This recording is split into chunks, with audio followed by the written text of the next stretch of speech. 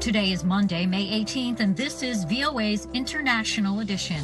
I'm Lori London in Washington. Coming up, after decades on the run for his role in Rwanda's horrific genocide and arrest in Paris.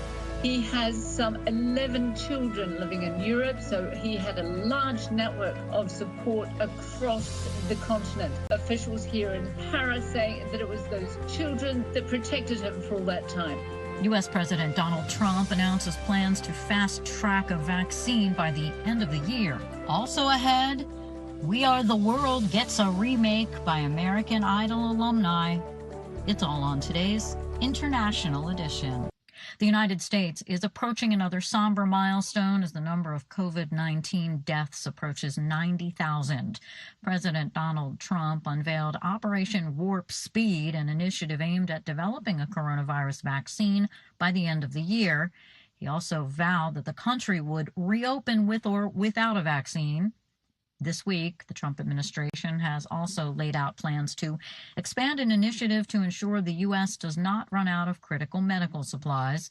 White House correspondent Patsy Widakuswara reports. Thank you very much. U.S. President Donald Trump intends to have hundreds of millions of coronavirus vaccine doses available by January 2021. It's called Operation Warp Speed. That means big and it means fast. Most public health experts agree it's an ambitious timeline, but they say it may be possible to have a vaccine ready for emergency use on high-risk groups, such as healthcare workers and the elderly. Everything would have to go perfectly. I think for the general population, we are really still looking at an 18-month endeavor here, if all goes well. With an election looming in November, Trump is also keeping his eye on reopening the country and its economy. Vaccine or no vaccine, we're back.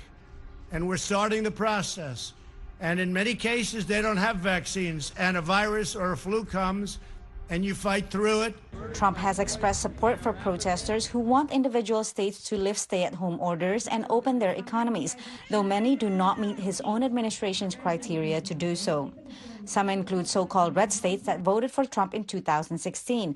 Analysts say Trump's support for protesters may hurt him politically if states that reopen too early see a rise in the number of coronavirus cases. It is a big risk to take.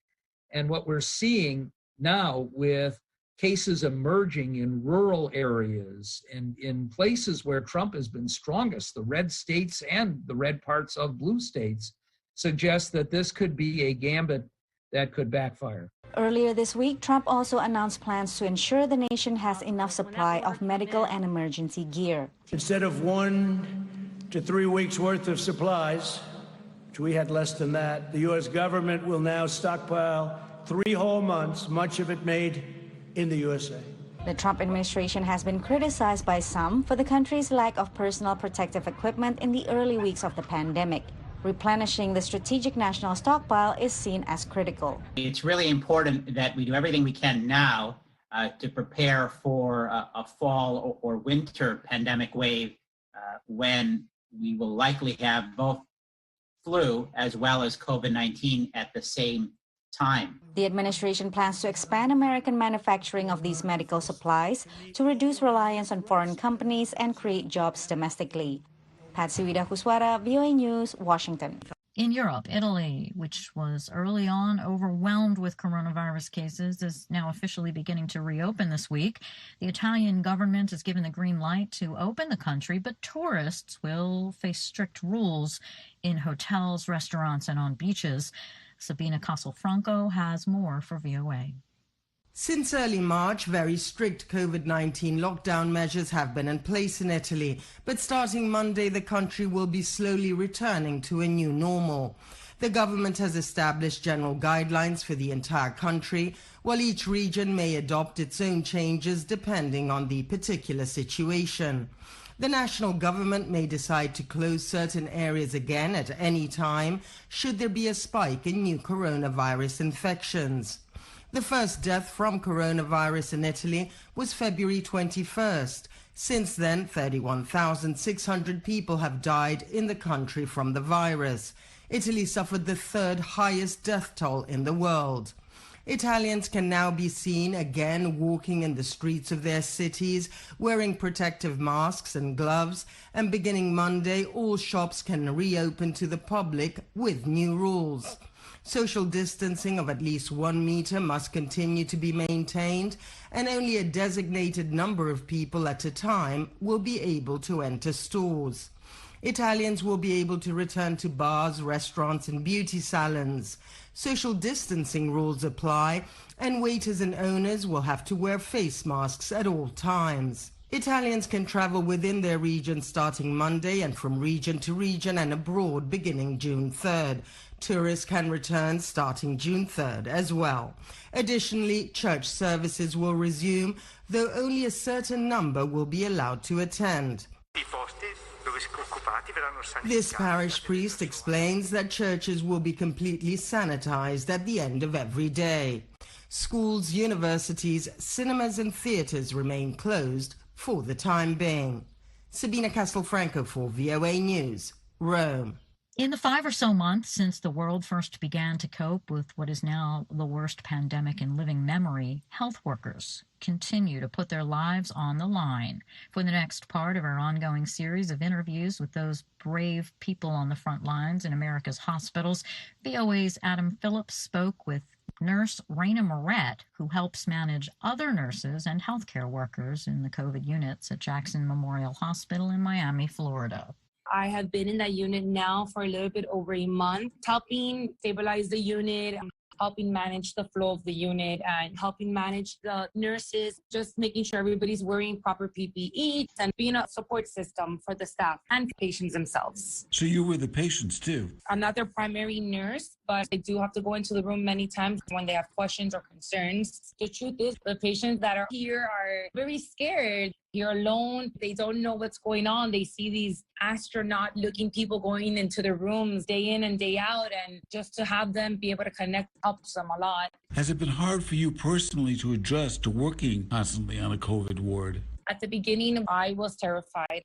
But the fact that Jackson has given us what we need in order to feel safe has helped a lot. We always have what we need to work together and protect everybody, both the patient and the nurses. If healthcare workers do not protect themselves, we can be carriers and we can be the ones spreading this even more than what is being spread already. Do you have enough nursing staff? So I've been very blessed to have nurses who want to come back and work in these units because of how safe they feel. They rather work in a COVID unit knowing what to expect than work in a regular floor where they don't know who has COVID.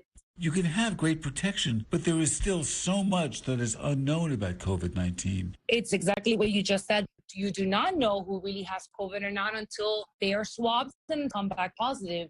How have you managed to cope with all this uncertainty and trauma? At the beginning, it was very hard for me. In the first few weeks from being in a COVID unit, I found myself just wanting to lay in bed all day. I was seeing what nurses were going through. I was seeing what patients were going through. I was seeing the hard truth of what this virus does. Nursing takes a toll on you physically, mentally, on a regular day. And now you throw in a virus that we don't know about. It's just an added stress to you. So I had to find a way to cope with it. I had to find a way to know that giving all that I can is making a difference. I would love to get back to my normal life, but until then, I am here. I'm here to fight this war, and I am proud to be part of a healthcare system that truly shows that they care about their nurses and always make sure that they feel safe in this crazy world that we're living right now. Do you think that the public is actually grateful for everything you guys are doing? The support that we are receiving from the community is amazing. On a daily basis, I receive multiple messages through Facebook or Instagram from people who don't even know me, just reaching out and saying, hey,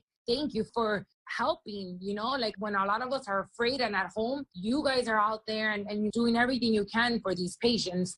What's your personal situation? I have 2 boys. They are currently with my parents who have been taking care of them for the past month and a half. It's been very hard for them, especially for the little one. He doesn't understand why he can't come around mom or why I can't hug him or why I can't give him a kiss. So I'm very lonely right now. What is the outlook, in your opinion, going forward?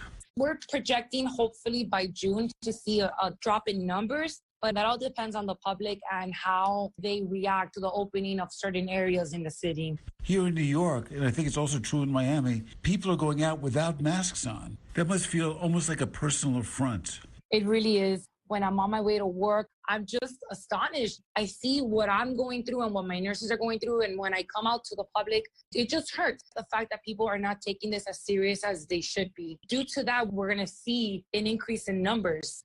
It's mandatory to wear a mask. But in my own building where I live in, people are not wearing masks. They just get into the elevators with their fellow neighbors, and I don't know what planet they're living in. The least we can do is protect one another.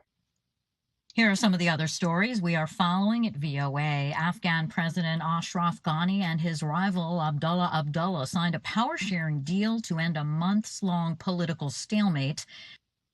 Ghani's spokesman said on Sunday that this could be a step to smooth efforts to end the country's long-running war. Abdullah would lead the Council for Peace talks with the insurgent Taliban, and his team members would be included in the cabinet.